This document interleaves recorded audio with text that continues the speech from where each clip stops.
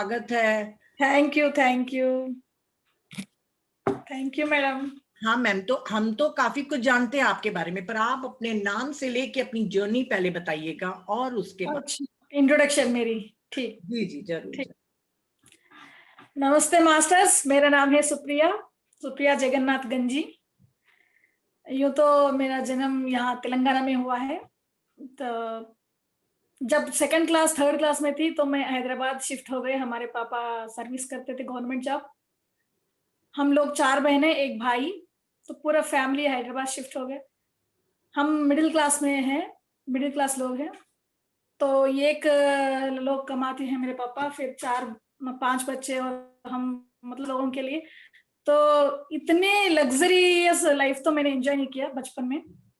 हाँ ठीक है, जितना था उतने उस समय में एंजॉय करते थे हम। जितना चाहता है उतना ही पैर सपेट के रखना है, वो हमें सिखाया मेरे मम्मी पापा ने। और मैं इसके कारण मैं शायद फाइनेंशियली अपने पैरों पे खड़े होने के लिए हर क्लास में फर्स्ट रहती थी। इवन 10th इंटर ग्रेजुएशन भी हुआ, मैं तेलुगु पंडित भी किया मैंने यहाँ हैदराबाद में ही। तो मैं हर क्लास में, हर इसमें स्टडीज में पहले नंबर में आती थी, मतलब 92% जिसमें भी देखो मेरे अव्वल नंबर थे। इतना तो है कि कमाई करना है, फाइनेंशियली मुझे सपोर्ट करना है, अपने पैरों पे खुद खड़ा होना है, वो मेरे दिमाग में पहले से ही था। क्योंकि मैंने बचपन से देखा है कि फाइनेंशियली हम इतना मजबूत तो थे नहीं, फिर भी ठीक है जितना है उसमें तो हम खुश रहते थे कि ये कमी नहीं थी, किसी चीज की भी कमी नहीं थी, पर हाँ लग्जरियस लाइफ तो नहीं था। तो उसी में मेरे मम्मी पापा हमें अच्छी तरह पाल पोस के बड़ा किया। तो फिर मैं तेलुगु पंडित होने के बाद मेरे पति मुझे देखने के लिए आए। फिर मुझे पसंद किया, तो मेरे पति को पसंद नहीं था जॉब करने वाली लेडीज। तो मैं एग्जाम, मेरे मार्च में था एग्जाम एंड में, तो पहले ही मेरी शादी हो गई। तो उन्होंने मना कर दिया कि शादी के बाद जॉब नहीं करना है, तुम्हें एग्जाम भी नहीं देना है, एग्जाम दोगे तो फिर आ जाएगा वैसे ही जाओगी तुम, क्योंकि फर्स्ट क्लास मार्क्स थे ना मेरे सभी। तो मेरे पति को पसंद नहीं था, उन्होंने एग्जाम भी नहीं दिया। तो फिर मेरे पति एयरफोर्स में थे, तो मैं चंडीगढ़ आ गई शादी करने के बाद। चंडीगढ़ में थी, और एग्जाम्स थे मार्च में तो गई नहीं, फिर नवंबर में थे फिर भी आई थी, पर एग्जाम नहीं अटेंड की क्योंकि मेरे पति को पसंद ही नहीं था। फिर 6 साल के बाद रामाराजू सर से मैं मिली, दिल्ली में मिली। रामाराजू सर मेरे पति के कोलीग थे, वैसे मेरे पति सीनियर थे पर वो कोलीग थे, सेक्शन एक ही था, एयरफोर्स में ही थे।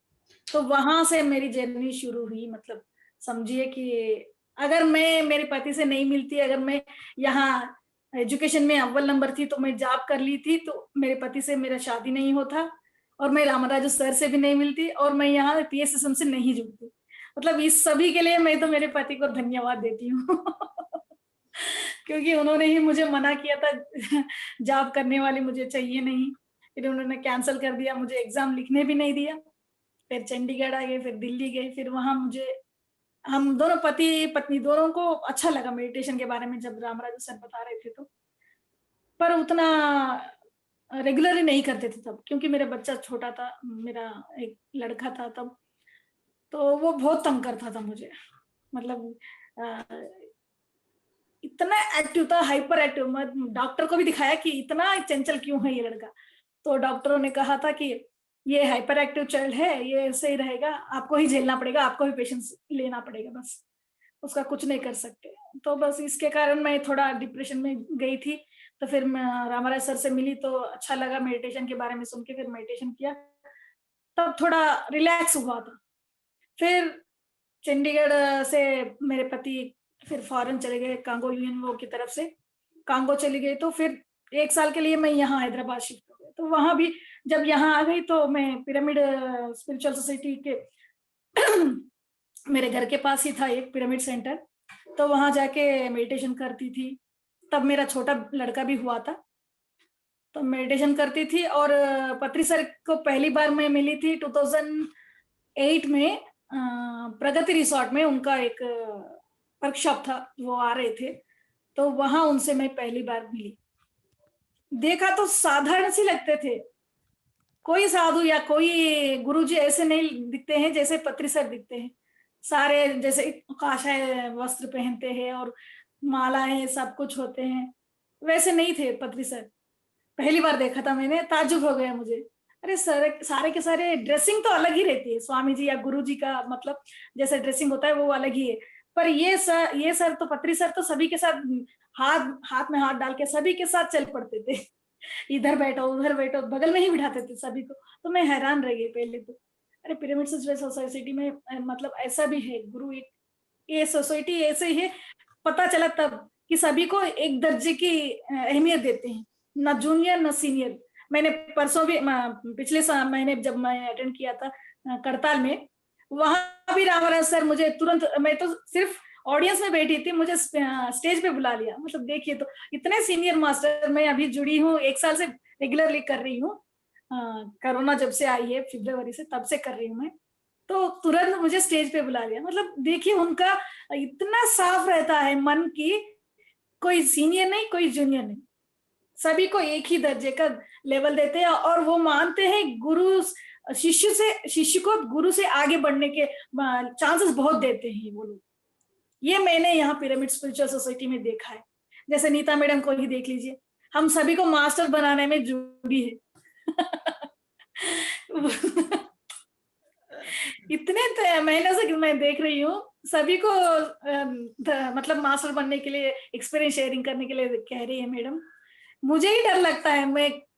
मैं मतलब मेरा तो मदर टंग तेलुगु है, हिंदी इतनी अच्छी सी आती नहीं है, तो मैं डरती थी, पीछे रहती थी बहुत कि अच्छी है भाई, बहुत अच्छी है। फिर भी डरती हूँ मैडम। इतने मतलब जल्दी वर्ड्स नहीं आते ना हिंदी का, जो दिमाग में रहता है उसको सोच सोच के बताना पड़ता है।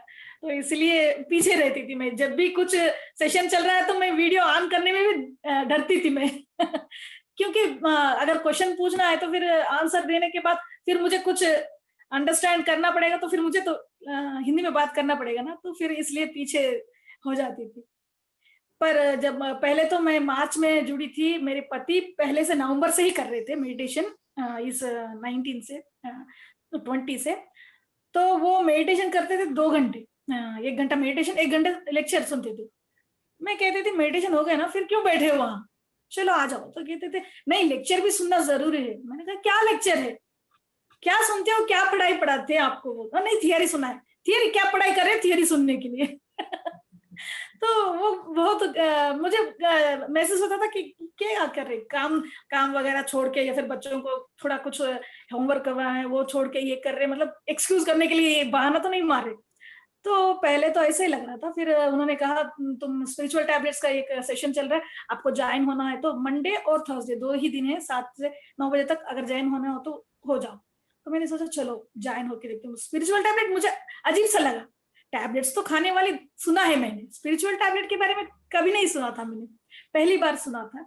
तो उसमें ज्वाइन कर दिया मार्च में मेरे पति ने। तो वो सेशंस अटेंड करते हुए मुझे जीके सर के थ्रू इतना नॉलेज, मतलब मैं तो मेडिटेशन सिर्फ अपने सेहत के लिए ही कर रही थी, वो सोच रही थी मैं पहले।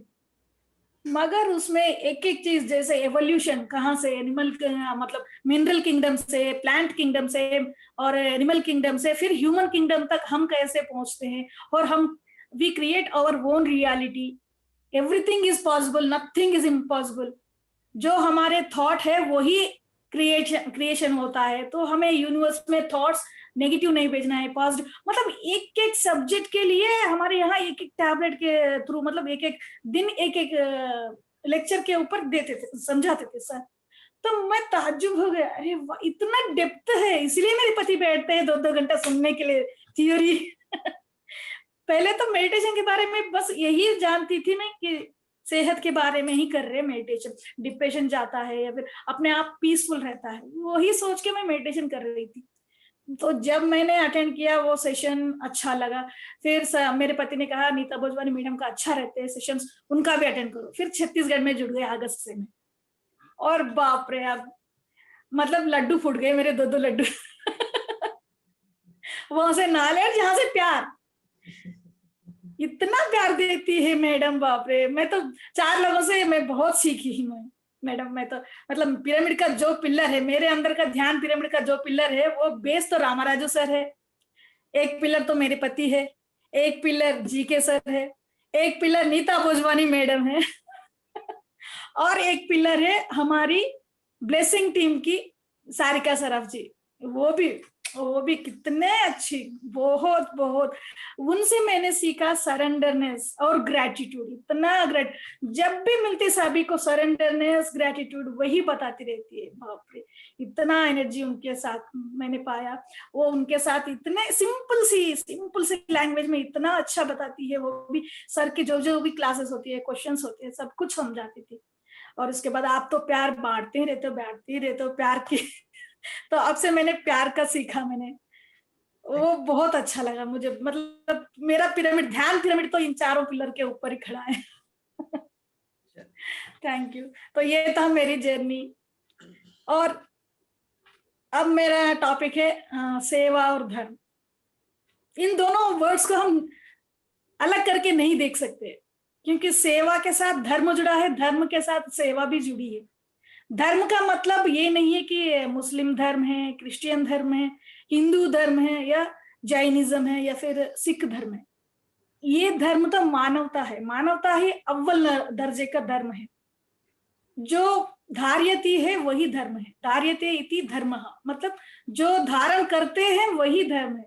जिसको अच्छा कहते हैं, जो अच्छा काम करना है, उसी को हम धर्म कहते हैं। वो चाहे आप हिंदुइज्म में देखो, या क्रिश्चियनिटी में देखो, या फिर सिखिज्म में देखो, कहाँ भी देखो आप, जो हमें अच्छा करना है उसी को हम धर्म मानते हैं, है ना। जैसे सेवा हो गई। सेवा को देखिए आप, पति का सेवा करना पत्नी का धर्म है। मतलब यहाँ जुड़ गई, एक दूसरे के ऊपर आधारित है ये दोनों। समझ गए आप कि पति का धर्म होता है पूरा घर को संभालना और सेवा करना मम्मी पापा का। तो वहां सेवा भी आ गया, यहाँ धर्म भी आ गया। बहू का धर्म क्या है? सास ससुर की सेवा करना। यहाँ सेवा भी आ गई, धर्म भी आ गया। मतलब ये एक दूसरे के ऊपर डिपेंडेंट है ये दोनों। हम दोनों को अलग नहीं देख सकते। तो यहाँ धर्म का मतलब है जो हम करना है, अच्छा काम करना है, उसको हम करते हुए जो प्राप्त करते हैं वो वही है सेवा। जो करते धर्म का पालन जब करते हैं तो वो संतुष्टि जब हम मिलती है, उसको हम सेवा में भाव आता है, सेवा का भाव जो आता है। तो यहाँ हम सेवा और धर्म को तीन अलग अलग किस्सों में बांट सकते हैं। जैसे स्वधर्म हो गया, फिर संघ धर्म हो गया, फिर संघ मतलब सोशल धर्म, सोशल रिस्पॉन्सिबिलिटी की तरह। फिर उसके बाद आता है अपना धर्म और स्पिरिचुअल धर्म, मतलब आध्यात्मिक धर्म। Yes, thank you ma'am. तो स्वधर्म के लिए हम क्या क्या करते हैं? नहाना, खाना पीना, अच्छा मेंटेन करना, वो सब अपना स्वधर्म हो गया। और फैमिली के लिए भी कुछ करना, पैसे कमाना, फिर बच्चों को संभालना, सास ससुर के लिए जिम्मेदारी करना, पति के लिए सेवा करना, ये सब हमारा स्वधर्म हो गया। और उसके बाद आता है सांघिक धर्म। जैसे हमारे सोसाइटी में कुछ अच्छा काम चल रहा है तो हमें थोड़ा कंट्रीब्यूट करना, सेवा करना। यहाँ भी दोनों जुड़े हैं। देखिए, धर्म और सेवा यहाँ भी दोनों जुड़े हैं। हम सेवा करते हैं तो हम संघ में रहते हैं, इसलिए हमारी जिम्मेदारी बनती है कि हम उनके साथ जुड़ के हम अपना फर्ज निभाएं। कोई अच्छा काम कर रहे हैं, मतलब प्लांटेशन कर रहा है, वो भी संघ के लिए अच्छा है। पेड़ पौधे लगाना वो भी अच्छा है। या फिर पॉलिथीन के अगेंस्ट कोई रैली कर रहे हैं, वो भी अच्छा है। वो भी एक सोशल रेस्पॉन्सिबिलिटी है, उसमें भी हम भाग ले सकते हैं। और प्लास्टिक की अगेंस्ट आंदोलन, ये भी हम कर सकते हैं। तो ये सारे हम संघ की तरफ से हमारे धर्म भी बनता है और हमारा सेवा भी करते हैं। फिर लास्ट में आता है स्पिरिचुअल धर्म, स्पिरिचुअल सेवा। तो यहाँ हम क्या पाते हैं कि हमने अपने लिए और समाज के लिए सब कुछ कर सकते हैं, पर हम अपने लिए जो आत्मा के लिए हमें जो करना है वो हम नहीं कर पा रहे। वो हमें समझ में तभी आएगा जब तक हम स्पिरिचुअलिटी में नहीं आते, तब तक हमें समझ में नहीं आएगा। हम यही शरीर है, यही हमारे रिस्पॉन्सिबिलिटी है, यही सोच के हम पूरा जिंदगी इसी में बिता देते हैं कि हाँ यही हमारा धर्म है बस। तो हम ये नहीं जान पाते हैं कि हम शरीर नहीं है, हम आत्मा भी है। जब तक हम स्पिरिचुअलिटी में नहीं आते, हम ये नहीं जान पाते कि हमारा स्पिरिट भी है, हमारा सोल भी है। मतलब हम आत्मा है, तो हमारे आत्मा के लिए भी हमें कुछ काम करना है, उसके तरफ भी हमारा कुछ धर्म है। तो वो क्या धर्म है? हम आत्मा है तो उसको लिए भी एनर्जी चाहिए। जैसे हम खाना खाते हैं शरीर के लिए, वैसे आत्मा के लिए जो खाना चाहिए वो मेडिटेशन है। वो कॉस्मिक एनर्जी हमारे थ्रू जब मेडिटेशन में आता है तो वही हमें एनर्जी देता है, वो हम नहीं जान पा रहे। जब तक हम मेडिटेशन में नहीं आते, ये हम नहीं जान पाते हैं कि हम शरीर के लिए नहीं, आत्मा के लिए भी कुछ ना कुछ देना है। तो हर बार जन्म लेते हैं, फिर मृत्यु आती है, फिर उसके बाद फिर पुनरपि जन्म पुनरपि मरणम चलता ही रहता है। जब तक हम अपने बारे में, अपने आत्मा के बारे में नहीं सोचेंगे, तब तक हम ध्यान की तरफ नहीं आएंगे।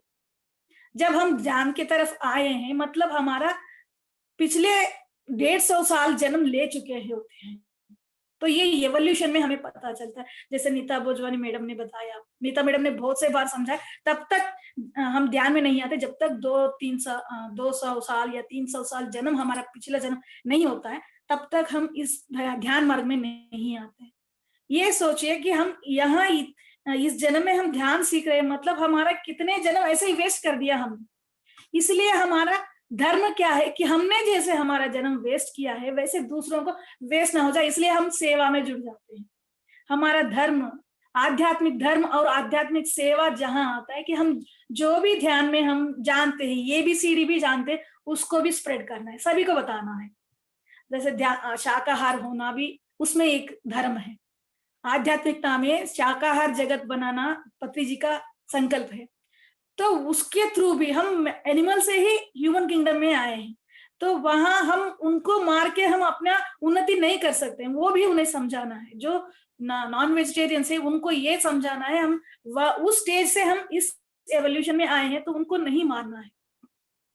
तो वो शाकाहार जगत जगत के लिए बताना पड़ेगा हमें। सेवा धर्म के भी पिरामिड्स के बनाने के लिए, या फिर पिरामिड कैप्स, पिरामिड अपने घर में जो बनाते हैं 2x2 का, या फिर हैंगिंग पिरामिड्स, या फिर अपने छत के ऊपर पिरामिड जो बनाते हैं, उसके बारे में बताना चाहिए। और मेडिटेशन से हम कितना एनर्जी पा सकते हैं वो भी उन्हें बताना चाहिए।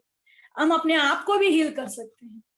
किसी भी डिसीज हो, कोई भी डिसीज हो, तो हम जहां जहां हमारे ब्लॉकेजेस होते हैं, उसके कारण हमें उस चक्र के संबंधित रोग होते हैं।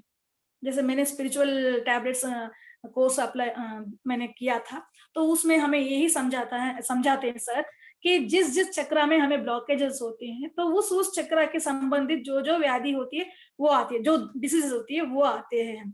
तो हमें क्या करना है, ध्यान से हमें उस चक्र को एक्टिवेट करके उस ब्लॉकेजेस को पूरा निकालने के बाद हम 1 साल में, 2 साल में कंपल्सरी कंप्लीटली हम क्यूर हो सकते हैं।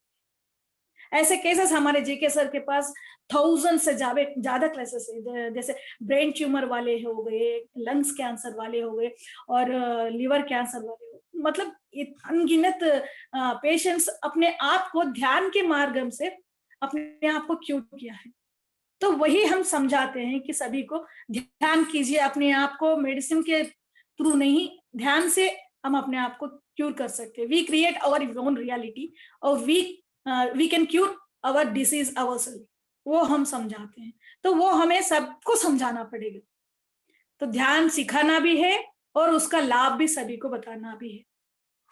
और यहाँ मेरी और एक कोलिग थी, रेखा मैडम कटक की, तो वो मुझे समझाती है। मैं इतना स्लो नहीं बताती थी पहले, बड़ ट्रेन की तरह जाती थी, मतलब हिंदी आए ना आए उसको स्पीड लगाती थी मैं।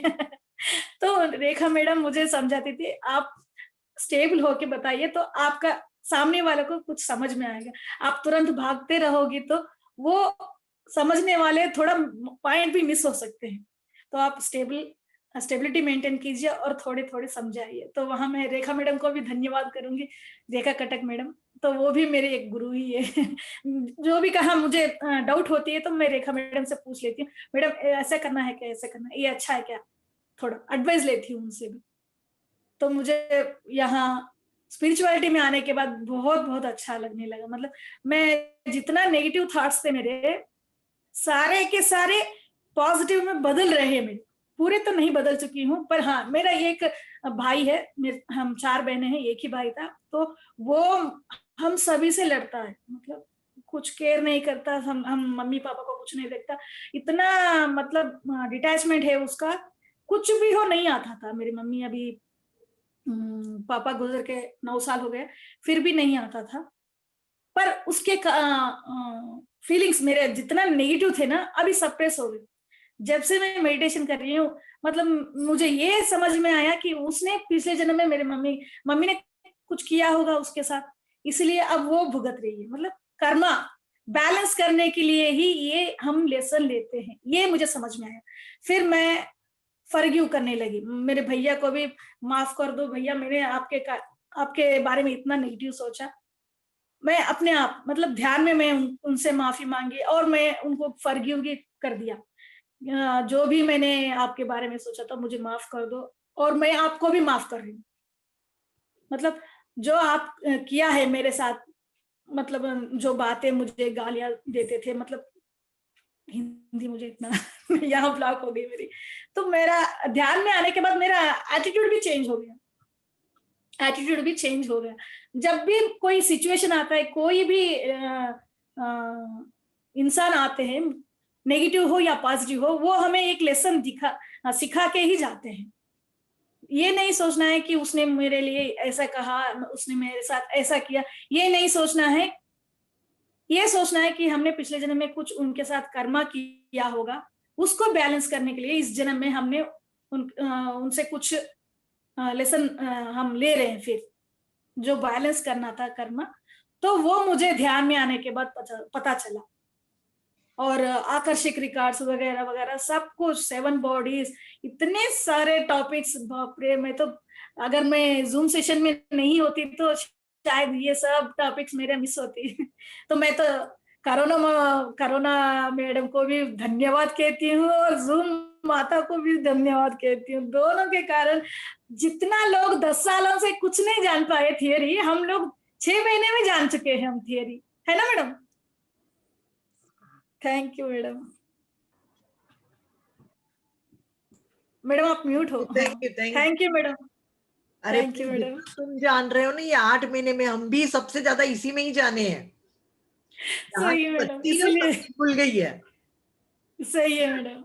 इस 8-9 महीने थैंक यू। में जितना ज्ञान का ओवर फ्लो फ्लडिंग हुआ है, उतना कभी नहीं हुआ इतिहास में मानव यस, जाति के।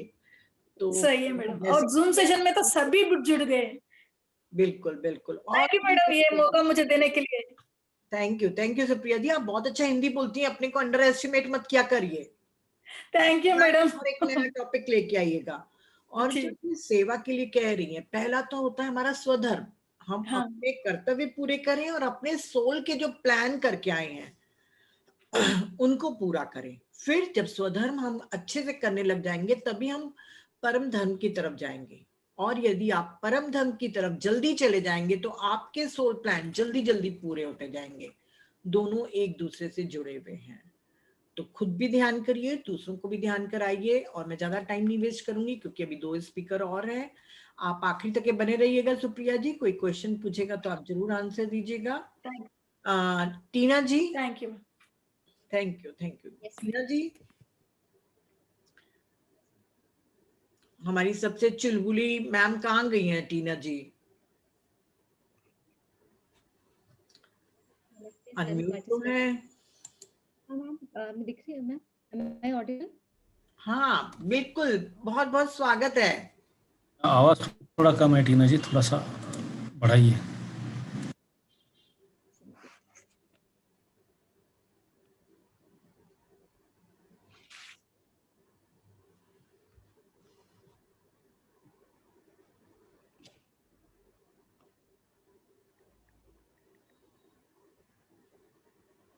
क्या हुआ टीना? मैम वो बढ़ा रही हूँ।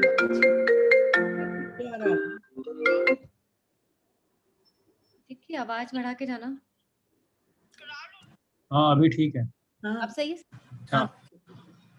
तो वेलकम टीना जी, आपकी सबसे प्यारी बुक, उसको शो भी करिए, लोगों को दिखाइए भी अगर आपके पास हार्ड कॉपी है तो, ताकि अगर कोई मंगाना चाहे तो ये बुक को मंगाए, क्योंकि खुद को पढ़ने से ज्यादा एनर्जी मिलेगी। और अच्छे से दिखाओ। मैम दिख रही है? थोड़ा ऊपर कीजिए। और आप बोलते जाइए स्पीकर व्यू में, तभी आप आएंगे ना। मैम दिख रही है? Yes yes. Living with the Himalayan masters. Masters, ये मेरी one of the favourite book है बाय स्वामी रामा, जिसमें स्वामी रामा ने अपनी स्टोरीज बताई हैं कि कैसे उनके मास्टर ने उन्हें ट्रेन किया, उनकी क्वालिटीज को इम्प्रूव किया और उनको ट्रेन किया। इसमें 14 चैप्टर्स हैं और 14 चैप्टर्स को 108 स्टोरीज में डिवाइड करके बताया गया है, और आज मैं उसमें से मेरी one of the best 2 stories सबके साथ में शेयर करती हूँ। तो एक्सक्यूज मी टीना जी, पहले आप अपनी स्पिरिचुअल जर्नी बताइए कि कैसे मेडिटेशन में आए आप। मैं लॉकडाउन के दौरान मेरी भाभी सेशंस लिया करती थी मेडिटेशन के, डॉक्टर रीनू सिरोही, तो वो मुझे कहती थी कि अब लॉकडाउन में आप फ्री रहते हैं तो थोड़ा सेशन अटेंड कीजिए।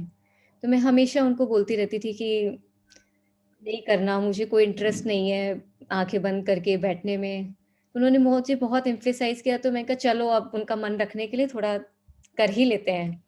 जब मैंने उनका 7 डेज का सेशन करा तो मुझे फील होने लगा कि मुझे तो बहुत अच्छा लग रहा है।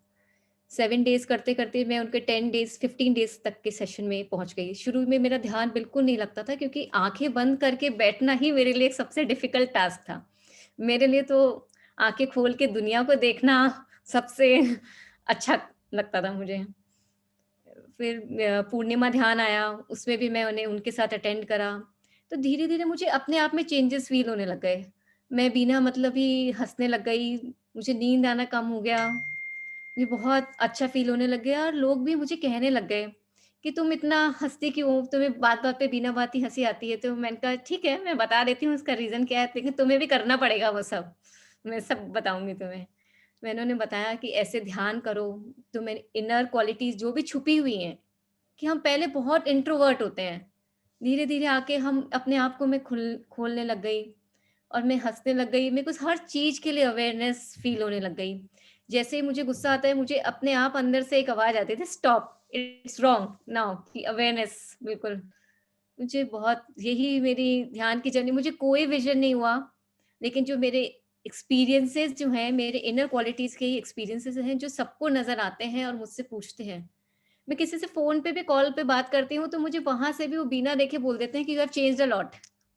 That's biggest experience. मुझे लगता है कि हमारी स्पिरिचुअल ग्रोथ कितनी हुई है, ये हमें कितने विजन्स आए, उससे कभी जज नहीं करना चाहिए। हमारे कितने इमोशंस, कितने थॉट्स, हमारी इनर क्वालिटीज़ चेंज हुई, उससे हमें जज करना चाहिए कि हमारी कितनी स्पिरिचुअल ग्रोथ हुई है। तो मैम, यही मेरी एक छोटी-सी ध्यान की जर्नी है, और मैं इसे एंड तक कंटिन्यू ही करूँगी, क्योंकि बहुत अच्छा लगता है करना। अपना मैंने पूरा टाइम मैनेजमेंट इस ध्यान के अकॉर्डिंग कर लिया है। पहले मज़े थे कि चलो कहीं चले गए, आ गए। अब मेरा पूरा मैनेजमेंट उस हिसाब से चलता है कि नहीं, ये सेशन मिस हो जाएगा, आज यहाँ जाना है, वहाँ जाना है। पूरा इंडिया घूम लिए हैं, लेकिन बहुत अच्छा लग रहा है।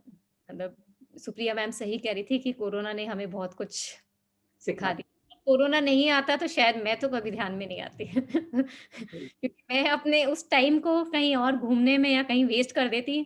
वो एक मजबूरी थी, कोरोना था, घर में रहना था, कुछ करना था, तो ध्यान करा और इतनी अच्छी चीज़ पा ली। बिल्कुल। लेकिन सबको मैं यही चाहूँगी कि इस जर्नी का, इसमें एंट्री गेट है, इसका एग्ज़िट गेट कोई नहीं है। इसमें एक बार आ गए हैं तो आप निकल नहीं सकते, और इस गेट में आ ही जाइए और देखिए आपकी लाइफ़ कैसे ट्रांसफ़ॉर्म हो जाती है। अब मैं अपनी बुक के साथ स्टार्ट करना चाहूँगी मैम। जरूर जरूर।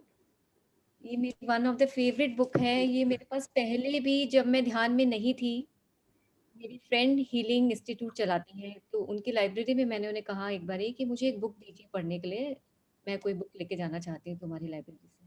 उन्होंने मुझे living with the Himalayan masters ही दी थी। लेकिन मेरी सोल रेडी ही नहीं थी इस चीज़ को पढ़ने के लिए। मैंने 3 मंथ्स तक वो बुक अपने पास रखी। जब लाइब्रेरी को रिटर्न करने का डेट आई, आई जस्ट वेंट देयर और मैंने रिटर्न कर दी। कि मेरे को समझ ही नहीं आई। लेकिन जब मैं मेडिटेशन में आई, मेरा इनर ट्रांसफॉर्मेशन होना शुरू हुआ। मुझे लगा कि ये बुक मेरे लिए ही बनी थी। सबसे पहले मैंने इसी बुक को ऑर्डर किया और इसी बुक को पढ़ा। और इस बुक से पढ़ के बहुत सारी जो क्वालिटीज़ मुझे इम्प्रूव करनी थी, अलग-अलग चैप्टर से मैंने अपने आप में इम्प्रूव करी। इसका मैं आपको एक चैप्टर बताना चाहूँगी, लर्निंग टू गिव, देने की भावना। स्वामी रामा ने इसमें बताया है अपनी स्टोरी के द्वारा कैसे उनके मास्टर ने उन्हें उनमें ये क्वालिटी डेवलप करी। जब स्वामी रामा बहुत छोटे थे, 14 इयर्स के, वो माउंटेन्स हिमालयस में रहते थे उनके साथ में, तो उनको सिर्फ एक टाइम का खाना मिलता था, जिसमें एक रोटी होती थी, थोड़ी सी सब्जी और एक glass of milk. Loud loud yes ma'am. तो स्वामी रामा एक बारी अपने हाथ धो के खाना खाने बैठे ही थे। दिन में एक बार खाना मिलता था, 1 बजे, तो उन्हें बड़ी वो रहती थी कि इस टाइम मेरे को खाना मिलेगा, नेक्स्ट डे ही मिलेगा। वो हाथ धो के खाना खाने बैठे ही थे कि उनके मास्टर उनके पास आके कहते हैं रुको। वो कहते हैं क्यों, क्या हुआ? वो कहते नहीं, ये खाना तुम्हें खाना नहीं है, बाहर एक बहुत बुजुर्ग स्वामी आए हैं, तुम्हें ये खाना उनको ऑफर करना है। स्वामी रामा उनके साथ में आर्ग्यू करते हैं कि नहीं, ये खाना मेरा है, मैं खाऊंगा इसको, क्योंकि मुझे अगले दिन तक खाना नहीं मिलेगा। उनके मास्टर उन्हें कहते हैं तुम भूखे तो नहीं मर जाओगे? कहते हैं लेकिन नहीं, लेकिन मैं नहीं दूंगा। स्वामी रामा के मास्टर उन्हें कहते हैं ये खाना तुम्हें उन्हें देना है और प्यार के साथ देना है। स्वामी रामा बहुत आर्ग्यू करते रहते हैं, अपने मास्टर की बात को नहीं मानते हैं। उनके मास्टर जब उन्हें कन्विंस नहीं कर पाते तो उन्हें ऑर्डर देते हैं कि नाउ इट्स माय ऑर्डर, तुम जाओ ये खाना उनको ऑफर करो। स्वामी रामा बाहर जाते हैं, मास्टर को देखते हैं। जो मास्टर आए हुए होते हैं कि वो बहुत बुजुर्ग होते हैं, सफ़ेद दाढ़ी में, उनके पास एक ब्लैंकेट होती है, एक वुडन स्टिक और एक वुडन सैंडल्स उन्होंने पहने होते हैं, जिन्होंने काफ़ी टाइम तक हिमालयाज़ को ट्रैवल किया होता है। स्वामी रामा के मास्टर उनको बोलते हैं कि मेरे इस बच्चे को आशीर्वाद दीजिए। स्वामी रामा तुरंत कहते हैं कि नहीं, मुझे आपका आशीर्वाद नहीं चाहिए, मुझे तो मेरा खाना वापस चाहिए। स्वामी रामा के मास्टर उनको समझाते हैं कि तुम इतने वीक मोमेंट पे ही अपना कंट्रोल खो दोगे तो जिंदगी की लड़ाई कैसे जीतोगे, तुम तो वहीं हार जाओगे। इन मास्टर को बिठाओ, इनके हाथ धुलवाइए, इन्हें पानी ऑफर कीजिए, इनके पैर धोइए और इनको अपना खाना ऑफर करो। जब स्वामी रामा उनको वैसा ही करते हैं तो उन्हें एहसास होता है कि ये कितने भूखे थे 4 दिन से, इन्हें ही इस खाने की जरूरत थी। स्वामी रामा जिन मास्टर को खाना देते हैं वो उन्हें आशीर्वाद देते हैं कि जिंदगी में तुम्हें जब तक भूख नहीं लगेगी, जब तक खाना तुम्हारे सामने नहीं होगा।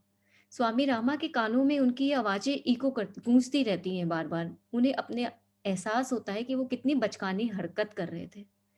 इस लेसन से स्वामी रामा ने जो सीखा और जो मैंने भी सीखा, उसमें यह है कि हमें हमेशा निस्वार्थ रहना चाहिए, हमें देने के भाव को समझना चाहिए। निस्वार्थता और स्वार्थता, घृणा और प्रेम के बीच में एक छोटा सा ही एक संकीर्ण बैरियर है। जो उस बैरियर को पार कर लेता है वो देने की खुशी को जान जाता है, बदले में बिना कुछ चाहने की आस में। और देने का भाव ही एनलाइटमेंट का एक सबसे जरूरी पाथ में एक जरूरी अहम हिस्सा है। लेकिन जो स्वार्थी व्यक्ति होते हैं वो इस एहसास को कभी समझते ही नहीं, क्योंकि वो अपने अहंकार की सीमाओं के बीच में ही घिरे रहते हैं। लेकिन निस्वार्थी व्यक्ति होता है, वह अपने ईगो को हायर पर्पस के लिए यूज करता है और इस भावना को समझता है। इस निस्वार्थ की भावना एक बहुत विशेष गुण है जो बहुत बड़े बड़े मास्टर्स में पाया जाता है।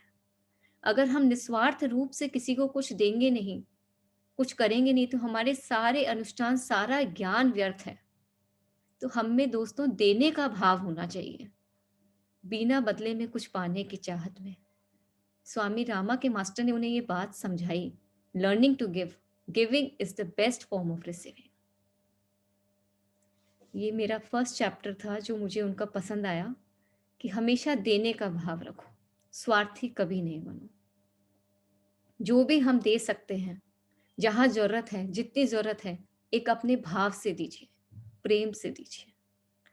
सेकंड चैप्टर जो मेरे बहुत दिल के करीब है उनका, वो है कि स्वामी रामा हमेशा सोचते थे कि वो एक बिल्कुल परफेक्ट मास्टर है, कि I thought I was perfect. लेकिन उनके मास्टर ने उनकी इस भ्रम को तोड़ा, उनको ज्ञान देकर।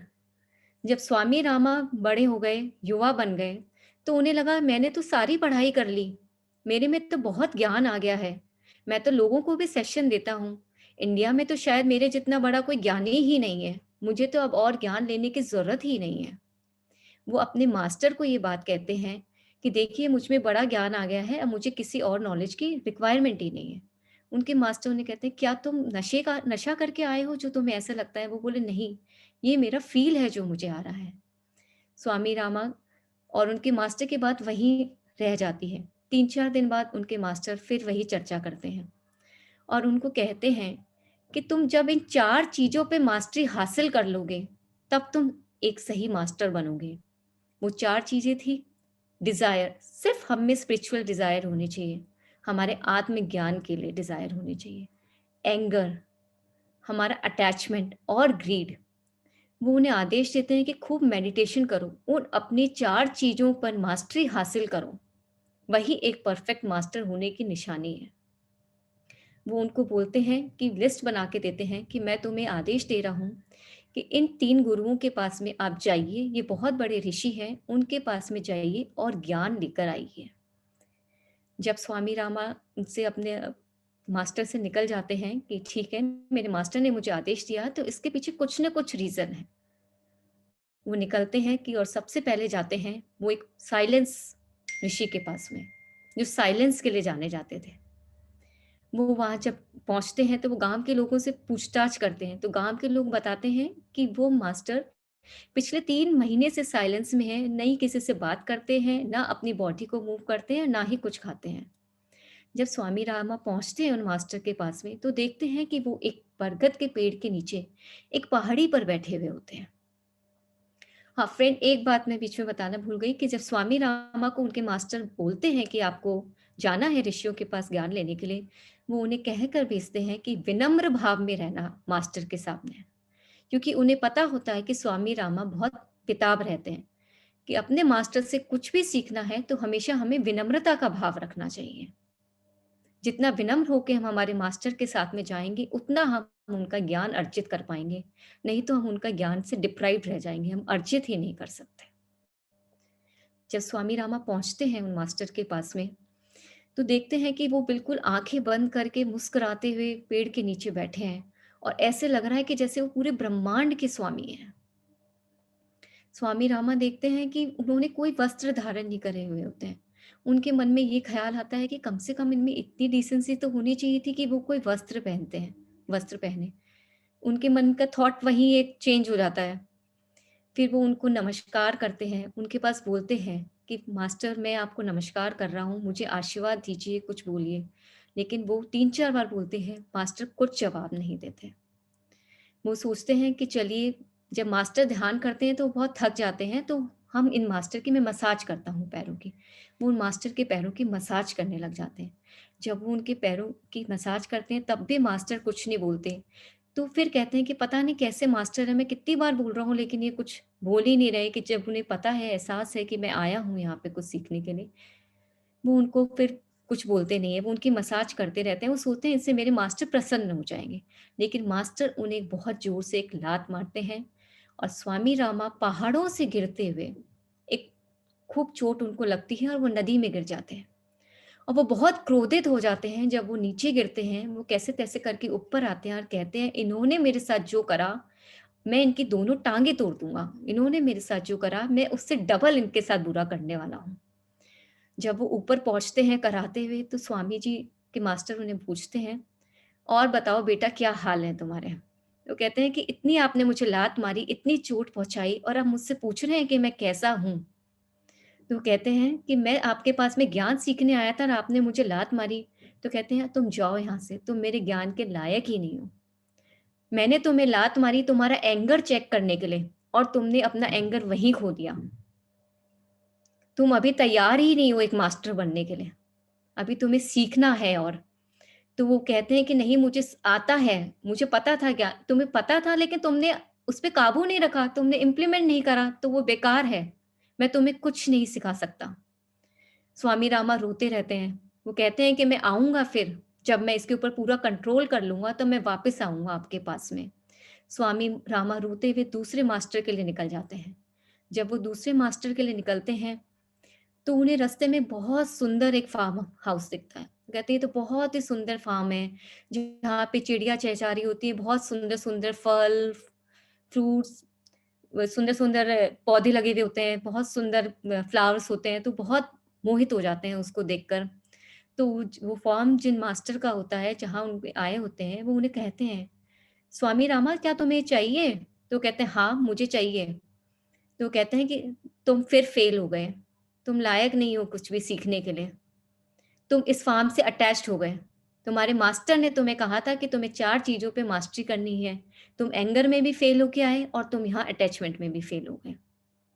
स्वामी रामा बहुत दुखी होते हैं कि ये मुझसे क्या हुआ? मैं एंगर और अटैचमेंट दोनों में फेल हो गया। वो शर्म से बिल्कुल झुक जाते हैं।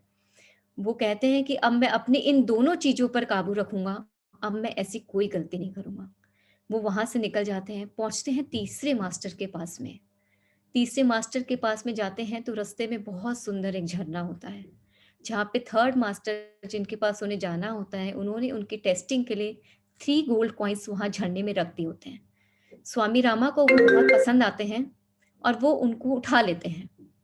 लेकिन जैसे ही वो उन्हें उठाते हैं, उन्हें एहसास होता है कि मैं गलत कर रहा हूँ, मैं उन्हें वापस रख देते हैं। जैसे ही वो मास्टर के पास पहुँचते हैं, मास्टर कहते हैं कि तुम फेल हो गए स्वामी रामा। तो कहते हैं मैं फेल कैसे हो गया? कि मैंने उठाए थे लेकिन मैंने रख दिए। तुमने उठाया क्यों? तुम में लालच की भावना आई। जहाँ तुम में लालच की भावना आई, वहीं तुम फेल हो गए। स्वामी रामा को बहुत दुःख होता है। वो सोचते हैं कि मैं सोचा था कि मैं बहुत बड़ा मास्टर हूँ, कि इंडिया में मुझसे बड़ा कोई मास्टर नहीं है, लेकिन मैं तो हर जगह फेल होता आ रहा हूँ। वो रोते-रोते वापस अपने मास्टर के पास पहुँचते हैं, जिन गुरु ने उन्हें भेजा होता है। वो कहते हैं, "बताओ स्वामी रामा, रामा अब तुम क्या सीख के आए?" वो उन्हें कहते हैं कि मैंने सीखा कि मैंने किताबी ज्ञान तो बहुत लिया है, लेकिन मेरे में अनुभवात्मक ज्ञान नहीं है। किताबी ज्ञान हम बहुत ग्रहण कर लेते हैं दोस्तों। अलग-अलग सेशन में जाएँगे, सीखेंगे, सुनेंगे, लेकिन क्या हम उसे अपने जीवन में उतारते हैं? नहीं। असली ज्ञान वही है जिसे हम अपने जीवन में उतारते हैं। हम जानते बहुत हैं कि हमें क्या करना है और क्या नहीं करना है, लेकिन हम उसे अपने दैनिक जीवन में उतारते नहीं हैं। जब हम उस ज्ञान को सिर्फ़ सुनने तक ही सीमित रख लेते हैं, तो वो एक सीमित दायरे में ही रह जाता है। लेकिन उस ज्ञान का दायरा हमें बढ़ाना है, तो हमें उसे अपने दैनिक जीवन में उतारना है, जो एक बहुत मुश्किल काम है। और जब हम उसे अपने जीवन में उतारेंगे, वही वास्तविक ज्ञान है। बाकी ज्ञान सिर्फ़ एक इन्फॉर्मेशन है, सिर्फ़ एक जानकारी है, जो हम जानते हैं। और प्रैक्टिस हम जितना करेंगे, उतना ही हमारा नॉलेज बढ़ेगा। जैसे हम पियानो बजाना सीख तो लेते हैं, हमें आता है ऐसे बजा लेते हैं, लेकिन जब तक हम उसे बजाएँगे नहीं बार-बार, नई-नई ट्यून्स को निकालेंगे नहीं, तो हमारा वो पियानो बजाने का ज्ञान बढ़ेगा कैसे?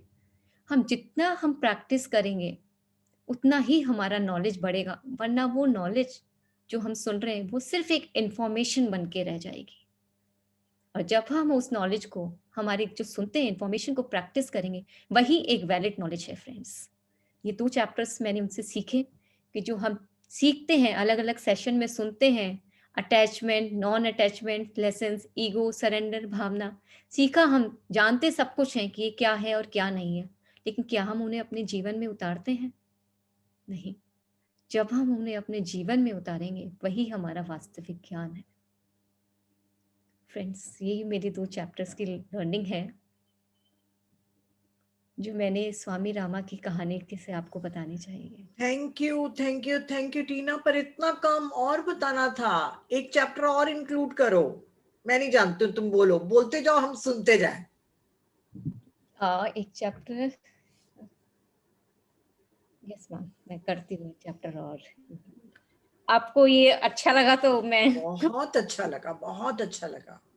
मैम ये बुक मुझे बहुत पसंद है, तो मैंने यही इसके चैप्टर्स। हाँ, ऐसे ही जो उनकी रामा की स्टोरीज हैं और जो हमारे को काम आएंगी। देखिए, उच्च ज्ञान अभी हमको नहीं करना है, हमको तो जो डेली रूटीन में जो हम सीख रहे हैं और इम्प्लीमेंट कर रहे हैं, ये बहुत प्यारी लगी। मैं तो सोच रही थी अभी आप तुम्हारे पिटारे में से निकलेगा। मैम और भी पार्टिसिपेंट्स थे, तो मुझे लगा कि नहीं, शायद एक और है, पर एक स्टोरी तुम सुना सकते हो, एक चैप्टर इंक्लूड कर सकते हो। यार, हम बैठने के लिए तैयार है ना, सुनने के लिए तैयार है, हो ना भाई सब लोग? यस टाइप करो अगर सुनना है टीना को तो। Yes yes yes yes yes yes. ये देखिए कितने, देख लो। अरे ऐसे स्पीकर को कोई इतनी जल्दी कोई थोड़ी छोड़ता है। और इंटरेस्टिंग है टीना, ये जो तुम बता रहे हो ये बुक बहुत इंटरेस्टिंग है। मैं खुद अमेजोन में इसको ढूंढ चुकी हूँ, ये और समर्पण योग, पर पता नहीं कुछ कारण से मैं इसको ऑर्डर नहीं कर पाई थी, तो करूंगी जरूर। देखिए बाकी मेरे पास आई और मैं इसे नहीं पढ़ पाई क्योंकि मैं रेडी ही नहीं थी। मैंने ये बुक रिटर्न कर दी कि ये बुक मेरे लिए है ही नहीं। और जब मैं मेडिटेशन में आई तो मैंने फर्स्ट बुक यही पढ़ी कि जब मेडिटेशन से हमारी सोल रेडी थी और जब मैं एक अलग ही दुनिया में थी, भौतिक लाइफ में, मटेरियलिस्टिक लाइफ में, इस बुक का नॉलेज मुझे लगता था कि क्या है ये सब। अभी इतने लोग यस भेज रहे हैं, बिल्कुल एक एक चैप्टर और इंक्लूड करो, बहुत छोटा बताए हो, इतना छोटा नहीं चलने वाला है। मैं बताती हूँ आपको। याद है या फिर टाइम लगेगा तो छोड़ दें? छोटा सा एक याद है। हाँ हाँ। इसमें बताया गया है कि डायरेक्ट और इनडायरेक्ट नॉलेज, मतलब हम पार्शियल नॉलेज जो ले लेते हैं उससे हमें क्या सफरिंग क्रिएट हो सकती है। स्वामी रामा जो होते हैं, एक बार ही उन्हें सुना होता है कि गाय होती है, गाय का दूध बहुत अच्छा होता है, बहुत पौष्टिक होता है, लेकिन उन्हें गाय को कभी देखी नहीं होती है, सिर्फ उन्होंने सुना होता है। तो वो अपने मास्टर से पूछते हैं कि आप मुझे गाय के बारे में कुछ बताइए कि गाय होती क्या है और वो कैसी दिखती है, क्या होता है। तो मास्टर उनको कहते हैं कि गाय एक जानवर होती है जिसके 4 पैर होते हैं, एक पूंछ होती है और उसका दूध बहुत न्यूट्रिशियस होता है। वो इतना अपने मास्टर से सुन लेते हैं, पूछते कहाँ मिलेगी? बोले तुम जंगल में जाओ, गाँवों में जाओ, तुम्हें वहाँ गाय दिख जाएगी। स्वामी रामा को बहुत चाहत होती है गाय को देखने की और उसके मास्टर से ये जानकारी लेकर जब वो निकलते हैं तो वो एक गांव में पहुंचते हैं, उन्हें कुछ नहीं दिखता। जब वो दूसरे गांव में पहुंचते हैं तब भी उन्हें गाय नहीं दिखती। वो एक तीसरे गांव में पहुंचते हैं तो उन्हें एक स्टैच्यू दिखती है, जैसे उनके मास्टर ने बताई होती है वैसे गाय की स्टैच्यू बनी हुई नहीं दिखती है। तो वो समझ आते हैं कि यही गाय है। और उसके जहाँ गाय की स्टैच्यू बनी हुई थी उसके पास एक व्हाइट वॉश का एक घर का काम चल रहा होता है। वहां पे एक बाल्टी में व्हाइट वॉश पड़ा हुआ होता है। स्वामी रामा को लगता है कि उन्होंने बताया था कि गाय का दूध सफेद होता है, बहुत न्यूट्रिशियस होता है, तो शायद ये वह दूध ही है। वो बाल्टी को उठाते हैं और पी जाते हैं और उससे काफी बीमार पड़ जाते हैं, गांव में ही बेहोश होकर गिर जाते हैं। जब वो 3-4 दिन बाद ठीक होते हैं तो वो अपने मास्टर के पास पहुंचते हैं और बहुत गुस्सा करते हैं कि आपने मुझे गलत नॉलेज दिया जिस कारण मैं बीमार हो गया और देखिए मेरी क्या हालत हुई। तो उन्होंने कहा मैंने तुम्हें बताया था, तुमने मेरी बात सुनी थी कि गाय का दूध धोना, क्या तुमने प्रैक्टिकल उसे इम्प्लीमेंट करा? तुमने गाय का दूध खुद ने दुहा, दूध निकाला और फिर उसको पिया? बोले नहीं। बोले वो बाल्टी एक पास में पड़ी थी, मैंने सोचा वही है। बोला ये होता है अधूरा ज्ञान। अधूरा ज्ञान हमारी लाइफ में सिर्फ एक सफरिंग क्रिएट करता है। अधूरा ज्ञान और अधूरा सच दोनों हमारी लाइफ में सफरिंग क्रिएट करते हैं। वो उसी प्रकार है जिस तरीके से हम खाना खा तो रहे हैं, लेकिन उस खाने की कोई न्यूट्रिशन वैल्यू, बिना न्यूट्रिशियस वैल्यू वाला हम खाना खा रहे हैं जो हमारी बॉडी को कुछ फायदा नहीं दे रहा। अगर हम अधूरा ज्ञान ले लेंगे तो हम अधूरी जिंदगी में, अधूरी दुनिया में ही चलते रहेंगे। जो स्वामी रामा ने मिस्टेक करी, अपने मास्टर की पूरी बात सुने नहीं बिना और खुद ने उसको प्रैक्टिकली करके नहीं देखा, सिर्फ ये जानकर कि एक वाइट चीज होती है वो पिया और बीमार हो गए। तो अधूरे ज्ञान हमारी सफरिंग का कारण है। इसलिए ज्ञान हमेशा पूरा ही ग्रहण कीजिए और सच भी पूरा ही बोलिए। अधूरा सच भी एक हमारे जीवन में बहुत बड़ी प्रॉब्लम्स क्रिएट कर देता है। Very nice, very nice, thank you Tina ji. अगली बार और खूब सारे इसके चैप्टर्स लेके आइएगा ताकि ये बुक आप ही के हम मुंह से सुन के कंप्लीट करें, है ना? मैम हम बहुत अच्छे अच्छे चैप्टर्स हैं। अगले next time I am going to bring ego. Okay okay, sure sure sure, बिल्कुल बिल्कुल। बहुत अच्छा लगा, thank you thank you thank you Tina ji. फिर लास्ट में आपसे क्वेश्चन आंसर्स पूछेंगे। तो फ्रेंड्स, हमारी जो आज लास्ट स्पीकर है शिल्पी मेहता, कहाँ है शिल्पी जी? शिल्पी मित्तल, सॉरी मित्तल। यस। तो शिल्पी जी बहुत बहुत स्वागत है। ये बहुत कम टाइम से ही जुड़ी है, मेरे ख्याल से 3-4 महीने ही हुए हैं, पर बहुत प्यारी हैं और इन्होंने खुद कहा कि मैं कहूंगी, तो मैं बहुत खुश हुई क्योंकि सामने ये टीना को मैं पकड़ के लाई हूँ ना, टीना खुद नहीं आई है, मैं बता दे रही हूँ। मतलब मुझे ढूंढना पड़ रहा है। इन लोग को ऐसे लग रहा है कि जैसे नीता मैडम के पास कोई बोलने के लिए नहीं है इसलिए हमको पकड़ रहे हैं। नहीं, मैं चाहती हूँ कि आप लोग बोलना सीखिए, बहुत जरूरी है अच्छे अच्छे स्पीकर्स की। तो शिल्पी जी बहुत बहुत स्वागत है। नमस्ते मैम, सभी को नमस्ते मेरा बेटा। बहुत बहुत नमस्ते। थैंक यू मैम इतना अच्छा प्लेटफॉर्म देने के लिए, चांस देने के लिए। मैं पहले मेरी स्पिरिचुअल जर्नी सबको बताना चाहूँगी। मैं तेलंगाना के हैदराबाद से हूँ और मैं पिछले 4-5 मंथ से मेडिटेशन में आई हूँ। और मेडिटेशन में जो मैं आई हूँ वो सिर्फ़ और सिर्फ़ नीता मैम की वीडियोज़ की वज़ह से ही आई हूँ। उससे पहले जब मैं मेडिटेशन में नहीं आई थी, तो मुझे हमेशा से मन करता था कि मैं मेडिटेशन करूँ, लेकिन मुझे पता नहीं था कि मेडिटेशन करते कैसे हैं। उससे रिलेटेड मैं बहुत सारी वीडियोज़ यूट्यूब पे सर्च करती रहती थी और कुछ समझ में आता था, हेडफ़ोन लगाया, म्यूज़िक लगाया, बस खाली बैठना है, लेकिन प्रॉपर तरीका नहीं पता था कि किस तरीके से करते हैं। और थोड़ा मेरा इंटरेस्ट स्टार्टिंग से कुछ स्पिरिचुअल टॉपिक्स रहते हैं, लाइक लाइफ़ के बाद क्या होता है, हम कहाँ जाते हैं, डेथ के बाद की लाइफ क्या होती है, तो इस तरह के टॉपिक्स मैं छुप के सुना करती थी यूट्यूब पे कि मेरी फैमिली को पता ना चले। और बहुत मन करता था ये सब चीज़ें जानने का, डर भी लगता था कि कोई देख ना ले कि लड़की पागल हो गई है, क्या अभी से सब चीज़ें में इंटरेस्ट लेने लग गई है, कहीं घर-बार ना छोड़ दे, तो वो सारी चीज़ें थी। लेकिन मेरी यही जो एक मेरा मन था ना इस चीज़ को जानने का, यही मुझे अनीता मैम की वीडियो तक लेके आया जो कि थी सोल प्लान। मैंने फर्स्ट उनकी ऑडियो बुक सुनी थी मैम की। उसके बाद मैंने कहा अरे यार ये क्या है? मैंने फिर चैनल पे जाके देखा, तो बहुत सारी स्वाध्याय सीरीज़ थी। मुझे तो खजाना मिल गया था क्योंकि मैं तो इन्हीं चीज़ों को सर्च करती रहती थी। फिर मैंने धीरे-धीरे और भी ऑडियो बुक सुनना स्टार्ट किया। फिर मैंने देखा कि मैं मेडिटेशन को सर्च कर रही हूँ, यहाँ तो एक्सपीरियंस शेयरिंग भी मेडिटेशन की।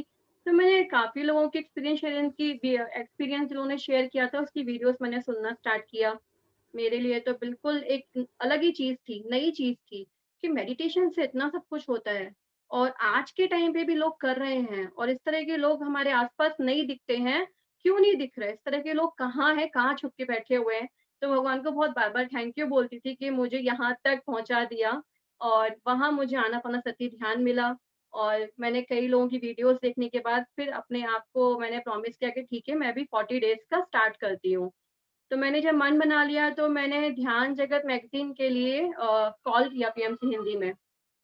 तो उनसे मैंने पूछा था सर से कि अगर मेडिटेशन की कोई क्लासेस हैं जो नए लोगों के लिए है तो आप मुझे बताइए। तो उन्होंने मुझे एक अ, ज़ूम सेशन है उसमें उन्होंने मुझे जॉइन करा दिया, तो मैं वहाँ पे 2 मंथ्स तक कर रही थी। फिर मैं नीता मैम के भी और सारी यू फॉरएवर है और भी इस तरह की बुक्स मैम ने शेयर की हुई थी, तो मैं सुनती। तो मैंने उनको स्पेशली पूछा था कि मुझे नीता मैम का भी कोई है क्या ज़ूम सेशन, उसका मुझे लिंक दीजिए। तो मुझे सर ने वो भी दे दिया, तो मैं आपसे जुड़ गई। तो इतनी सी थी बस मेरी स्पिरिचुअल जर्नी और लेकिन जिस चीज़ का मेरा मन करता था जानने का, मेडिटेशन में आने के बाद मुझे ये चीज़ समझ में आई कि आपके साथ जो होता है, लाइक कोई ड्रीम है या किसी चीज़ से अटैचमेंट है, तो वो क्यों है, उसका रीज़न क्या है? तो मुझे बहुत बार ना ड्रीम्स में बुद्धिस्ट मंक दिखते थे। मुझे मेडिटेशन के प्लेसेस दिखते थे और मैंने बहुत सारे ऐसे मास्टर्स देखे थे ड्रीम में जो 500-600 इयर्स तक उनकी बॉडी एज़ इट इज़ है। और वो समाधि की स्टेज पे ही हैं, लेकिन उन्होंने अपनी बॉडी को वैकेट कर दिया, उनकी बॉडी एज़ इट इज़ उसी पोज़ीशन में है। उसको हम मूर्ति भी नहीं कहेंगे, कुछ भी नहीं, लेकिन वो ह्यूमन बॉडी में ही है। तो वो मैंने ड्रीम्स में देखे थे। अब मैं समझ में नहीं आता था कि ये है क्या? अब फिर मुझे पता चला बाद में कि ऐसे आज भी हैं टेम्पल्स और इस तरह के मंक आज भी हैं जो अपनी बॉडी के साथ अभी भी ज़िंदा हैं और उनको बहुत ही केयर से रखा हुआ है। काफ़ी जापान है, वहाँ पे भी टेम्पल है ऐसा और साउथ एशिया में काफ़ी है, तो अपने इंडिया में भी है। तो उनको लोग ना विज़िट करने के लिए जाते हैं। तो मेरे लिए बहुत शॉकिंग था, मैंने कहा ये सब है क्या? तो मुझे यही पता चला कि मुझे मेडिटेशन का इसीलिए इतना मन करता था और ये आने के बाद ही मुझे समझ में आया। और सबसे एक इम्पोर्टेंट चीज़ लाइफ़ को समझना, चीज़ें क्यों हो रही हैं, कैसे हो रही हैं, हमारा क्या इन्वॉल्वमेंट रहता है उसमें, किस तरह की चीज़ें हमारे साथ में बार-बार रिपीट होती हैं, हम सबके साथ अच्छा कर रहे होते हैं, फिर भी क्यों बार-बार ऐसा होता है कि हम जो चीज़ नहीं चाहते वो हमारे साथ होती है। तो बहुत मतलब मिक्स हो जाती थी, समझ में नहीं आता था कि है क्या, बहुत उलझनें बढ़ती जा रही थी। लेकिन ज़ूम सेशन लेने के बाद मेरे बहुत सारी क्वेश्चंस के आंसर मिलने स्टार्ट हो गए, जो उलझी हुई चीज़ें थी वो सुलझना स्टार्ट हो गई। तो उसी में से एक टॉपिक है मेरा आज का एनर्जी का, जो मैंने समझा है और उसको समझने के बाद मुझे काफ़ी चीज़ें समझ में आई हैं लाइफ़ को लेकर के, तो वो मैं आपके साथ थोड़ा-सा शेयर करना चाहूँगी। नीता मैम, मैं पीपीटी तो नहीं बना पाई थी, आप कुछ शेयर कर सकते हैं या फिर मैंने मैं बना अपनी लिया है स्क्रीन। तुम्हारी पीपीटीज। Thank you ma'am. एक उसमें जो वीडियो है ना वो मेरे को तुम फर्स्ट बताना, है ना? फर्स्ट मैम अलादीन का चिराग है ना, फर्स्ट। हाँ हाँ, वो मैं शो कर रही हूँ, तुम बताना। मैं भी बहुत जल्दी जल्दी में 5 मिनट में बना के निकली हूँ बेटा, टाइम नहीं था, फोन्स थी। थैंक यू मैम, मुझे आता नहीं था लेकिन अब मैं इस चीज़ को सीखूँगी। बिल्कुल बिल्कुल, हाँ ठीक है। Connections of energy and emotion हमारी यस मैम, फर्स्ट। ओके। तो मेरे लिए जो एनर्जी है, मैंने एनर्जी को जिस तरीके से समझा है, वो एक अलादीन का चिराग है। हम सबको ऐसी विश होती है कि जो अलादीन के पास चिराग था, वो हम सबके पास भी होना चाहिए। काश कि हमारे पास भी ऐसा एक चिराग होता, जो हमारी सारी विशेज़ को पूरा कर देता।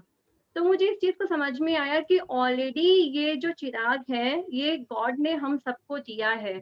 बर्थ के साथ ही दिया हुआ है, लेकिन हमें ये यूज़ करना नहीं आता सही तरीके से कि इसका यूज़ कैसे करना है। अभी आप मान लीजिए कि अगर ये चिराग किसी अच्छे पर्सन को मिलता है, जो इसका सही तरीके से यूज़ करना जानता है, कि इसको कैसे यूज़ करना है, तो वो अच्छी ही चीज़ें क्रिएट करेगा। और अगर यही चिराग किसी रॉन्ग पर्सन के हैंड में चला जाए, तो क्या हो सकता है? वो ऐसी-ऐसी विशेज़ माँगेगा जो किसी के फ़ेवर में नहीं होंगी और सब कुछ नेगेटिव ही होने वाला है। तो ठीक इसी तरीके से हम लोग इस एनर्जी को यूज़ कर रहे हैं। अभी हम सबको इतना पता है ज़ूम सेशन लेने के बाद में कि हर चीज़ एनर्जी है। एवरीथिंग इज़ एनर्जी, लाइक वो लिविंग थिंग हो, नॉन लिविंग थिंग हो, चाहे वो हमें दिखाई देती हो, नहीं दिखाई देती हो, जो कुछ भी है सिर्फ़ और सिर्फ़ एनर्जी ही है। ये चीज़ क्लियर है, मुझे समझ में आ गई है। दूसरी चीज़ है कि हम कैसे एनर्जी में आते हैं, हम कैसे एनर्जी से बने हुए हैं। तो ये चीज़ मुझे अब समझ में आई इस वाली बात से कि जब तक हम इस बॉडी में हैं, इट मीन्स हमारे अंदर कोई एनर्जी है, कोई स्पार्क है और जब वो निकल जाता है तो इसका कोई यूज़ नहीं रहता। तो वो जो स्पार्क है, वो जो एनर्जी है, जो हमें मिली हुई है, जो हमें ज़िंदा रख रही है, वो ही है, उसको ही हमें सही तरीके से यूज़ करना है। अब इसको हम किस तरीके से यूज़ करते हैं अननोइंगली, वो बताती हूँ। हम लोग सोचते हैं अपने माइंड में, कुछ भी सोचते हैं, थॉट्स हैं हमारे, हम जो बोलते हैं, वर्ड्स हैं, हम जो एक्शन जो कर्मा करते हैं, वो सारी चीज़ें ही मिल कर के एक एनर्जी को क्रिएट करते हैं। मतलब हमारे थॉट्स, हमारे वर्ड्स, हमारे एक्शंस मिल करके एक तरह की एनर्जी को क्रिएट कर रहे हैं और इसको फ्री कर देते हैं, मतलब हम रिलीज़ कर देते हैं। तो ये एक आपको एक और पिक्चर दिख रही है, इसमें आपको ये चीज़ क्लियर हो जाएगी कि हमें किस तरह के थॉट्स रखने चाहिए या किस तरह की फीलिंग में रहना चाहिए। अब सबसे पहली चीज़ है कि हमारे माइंड में जो थॉट्स आते हैं, वो कैसे फ़ॉर्म होते हैं। ये चीज़ मैंने खुद फ़ील की अपने अंदर कि अगर मैं खुश हूँ, तो मैं खुश कैसे हूँ? तो मेरे अंदर कोई इमोशन है ऐसा जो मुझे खुश करा रहा है। और जब मैं अंदर से खुश होती हूँ, तो मेरे अंदर थॉट्स ही बहुत अच्छे-अच्छे आते हैं और जब मेरे अंदर थॉट्स अच्छे आएँगे, तो मेरे वर्ड्स भी अच्छे निकलते हैं और मैं जो करती हूँ, वो भी बहुत अच्छा होता है। तो जो हमारे थॉट्स, हमारे वर्ड्स और हमारे एक्शन का जो रूट है, वो है हमारे इमोशंस। हमारे इमोशंस की वजह से ही हम सब कुछ कर रहे हैं और अपनी लाइफ में जो भी चीज़ें हैं उसको क्रिएट कर रहे हैं। यहाँ पे आपको एक बीच का पार्ट दिखेगा जो बिल्कुल एवरेज है, न्यूट्रल है। उससे ऊपर की अगर हम स्टेज पे जाएँगे तो आपको लव की फीलिंग्स आएँगी जिसमें जॉय है, हैप्पीनेस है, पीस है और ग्रैटिट्यूड है। और अगर आप इसके नीचे जाएँगे तो आपको फ़ियर, गिल्ट, एंगर, किसी से रिवेंज लेना है वो, शेम, इस तरह की फीलिंग्स होती हैं। तो बेसिकली हमारी लाइफ़ ना बस इन्हीं इमोशंस के बेस पे चल रही होती है।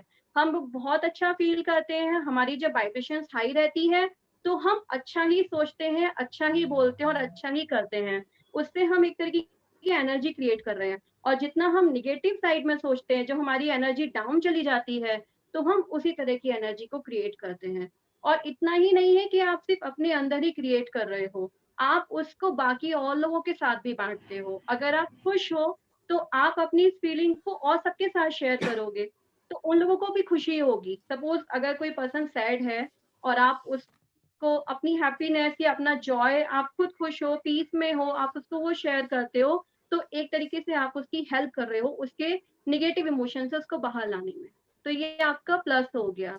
और अगर यही चीज उल्टी होती है, आप जब फियर में हो या सैडनेस में हो, और जब आप अपने इमोशंस को और लोगों के साथ में स्प्रेड करते हो, शेयर करते हो, तो कहीं ना कहीं आप उनको भी अपनी ही इमोशंस के साथ अटैच कर लेते हो। तो जो पर्सन नॉर्मल भी रह रहा होगा अपनी लाइफ में, आपने एक और कर्मा क्रिएट कर दिया उसको भी सेम फीलिंग ट्रांसफर करके। एक तरीके से जितने भी हमारे लाइफ में कर्मास है ना, कर्मा का जो कनेक्शन है हमारा, वो हमारे इमोशंस पे ही डिपेंड करता है। ये चीज मुझे क्लियर धीरे धीरे हो पाई है। मैंने अपनी लाइफ में काफी सारी चीजें ठीक की हैं इस चीज को लेकर के। मुझे समझ में आया कि जिसके साथ मेरे रिलेशन अच्छे हैं तो वो कैसे अच्छे जा रहे हैं, और जिसके साथ अच्छे नहीं है वो क्यों अच्छे नहीं जा रहे हैं।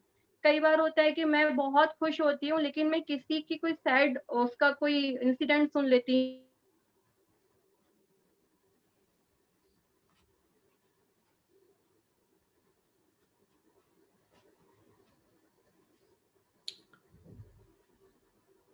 वही आवाज आ रही है?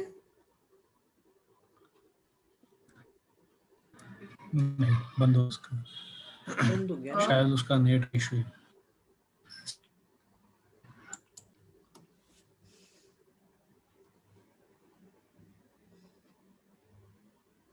नहीं है तो सही वो। मेरा ही तो नहीं है नेट इशू। शिल्पी, अनम्यूट करो बेटा अपने को।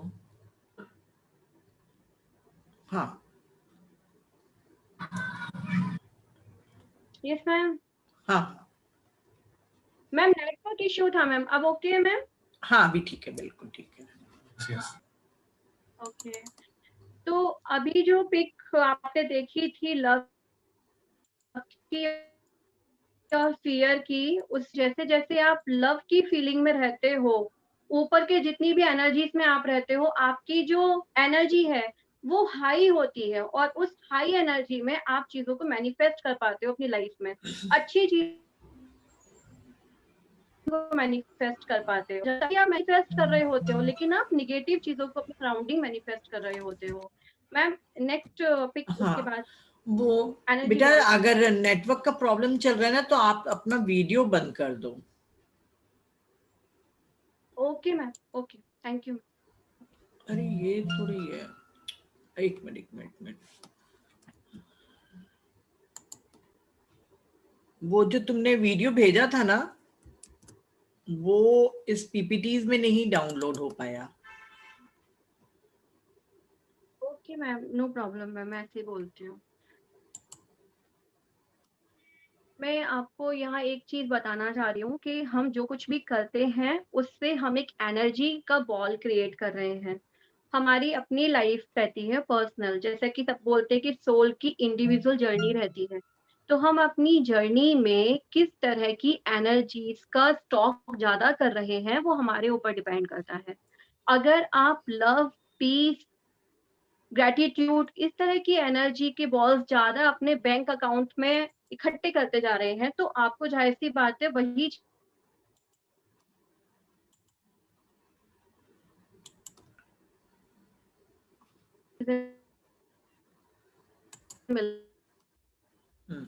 अभी दिख रहा है?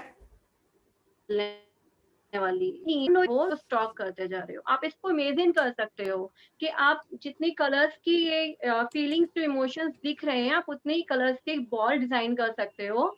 और आप ये इमेजिन कर सकते हो कि आपने अभी एक कर्म एनर्जी को अपने वर्ड्स के थ्रू, थॉट्स के थ्रू, अपने एक्शन के थ्रू, तो वही कलर का बॉल जो है ना आपके उसी लाइन में इकट्ठा होता जा रहा है।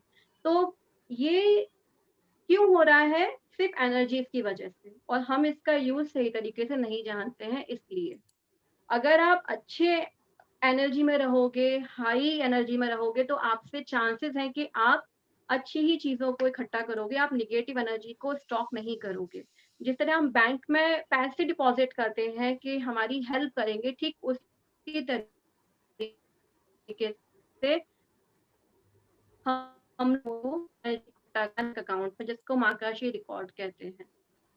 तो मेरे लिए यही मेरा कर्मा का कांसेप्ट समझ में आया, यही मेरे लिए लॉ ऑफ अट्रैक्शन का समझ में आता है और यही मेरे लिए समझ में आता है कि हम बार-बार बर्थ क्यों ले रहे हैं। बार-बार बर्थ लेने का मतलब यही है, हम बार-बार चांस ले रहे हैं कि हमें हाई वाइब्रेशंस में जाना है। अपना कॉन्शियसनेस को हमें एक्सपैंड करना है, उसको हमें हाई करना है। तो ये जो बार-बार एनर्जी को हाई करने की बात आती है, वो मुझे समझ में नहीं आती थी कि क्यों बार-बार जेटीटीपी 2 में भी बोला जाता था कि अपनी वाइब्रेशंस को हाई करो, अपनी एनर्जी को हाई करो, तो वो किस तरीके से करना है? तो वो जो एक अंडरस्टैंडिंग है, वो मुझे इस तरीके से समझ में आई है। अभी ये जो एक पिक्चर है, ये बटरफ्लाई का है। जैसे कि सबको पता है कि बटरफ्लाई बनने से पहले कैटरपिलर रहता है, वो एक कोकोन में रहता है।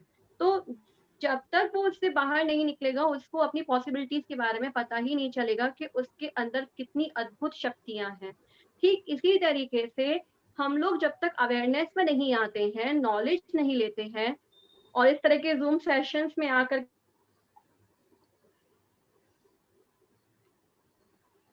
बने हुए होते हैं, हम बटरफ्लाई बन ही नहीं पाते। तो हम लोग को कैटरपिलर से बटरफ्लाई तक ट्रांसफॉर्मेशन का जो काम है, वो मेरे लिए ज़ूम सेशंस ने किया है, अच्छे-अच्छे मास्टर्स ने किया है और ये जो जर्नी है हमारी, ये इसीलिए ही है कि अपनी करना और धीरे-धीरे जो हमारा ट्रांसफॉर्मेशन होता जा रहा है, वो हम अपने हायर जो हमारे अचीवमेंट्स हैं, हम उसकी तरफ जा रहे हैं। थैंक यू मैम, मुझे जो समझ में आया था एनर्जी को लेकर के वो मैंने आप सबके साथ में शेयर किया है। आई होप कि आप सबको समझ में आया हो। अगर कोई मिस्टेक हो गई हो तो उसके लिए सॉरी। कोई सॉरी नहीं, हम सबको बटरफ्लाई बनना है ना? थैंक यू वेरी मच, बहुत अच्छा लगा। शिल्पी जी आप बताएं। Thank you thank you thank you. तो फ्रेंड्स, आज तीनों स्पीकर लोग को थैंक यू। सुना, उनके विजडम के इसको सुना आपने। तो जो भी क्वेश्चन पूछना चाहता है प्लीज जल्दी से हैंड रेस कर लीजिए और कोई भी स्पीकर को मत छोड़िए। मुझसे तो इतने क्वेश्चन पूछते हो, इनसे भी पूछिए, ठीक है? तो हैंड रेस। बहुत अच्छा बताया शिल्पी, अच्छी पीपीटीज थी। कोई हाथ क्यों नहीं खड़े कर रहा है? क्या हो गया भाई? शिल्पी आप अपना वीडियो बंद कर लो, शायद उसके कारण आपके नेटवर्क में कुछ प्रॉब्लम हो। हाँ। किसी को क्वेश्चन पूछना है? मेरा भी है और आपका आवाज ब्रेक हो रहा है पूरा। मेरा भी है नेटवर्क इशू। यस, तो क्वेश्चन पूछिए आप लोग, जिनको भी पूछना है। ऐसे भाई स्पीकर लोग को छोड़ना नहीं चाहिए, आप लोग को कुछ ना कुछ क्वेश्चन पूछना चाहिए। प्लीज हैंड रेस कीजिए। पूनम जी आप मास्क पहन के क्यों कर रही है? मेरे से आपको कोरोना जूम में नहीं लगेगा।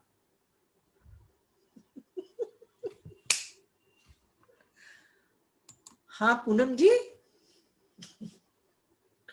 अरे भाई मास्क उतार के जूम यूज करो भाई।